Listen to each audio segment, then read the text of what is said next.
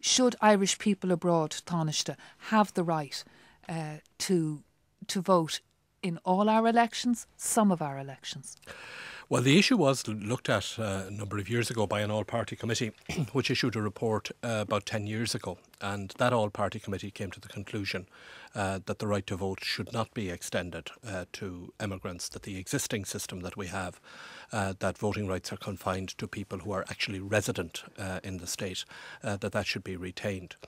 You agree with that? When the new government was formed last year, we decided, because we agreed that we would establish a constitutional convention to look at our constitution and look at particular aspects of the constitution. And one of the issues that we agreed to look at was the possibility of extending voting rights to emigrants for presidential elections.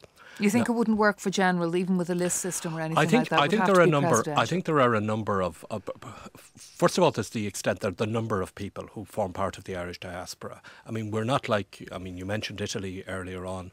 You can look at countries, for example, where the numbers of people outside the country are significantly less than those who are living inside the country. With us, it's the other way around. There are 4.5, our population is 4.5 million. The Irish diaspora is 70 million. Okay, not all of that 70 million will have passports and be entitled to vote, but there are 2 million, for example, in the United Kingdom alone who could conceivably have the right to vote in Irish elections. And the issue that Joe has raised about, to what extent do you have representation without taxation, I think that is a big issue. Now, that said, I think that we do have to find some way of giving recognition to the Irish abroad, and in particular to recent emigrants.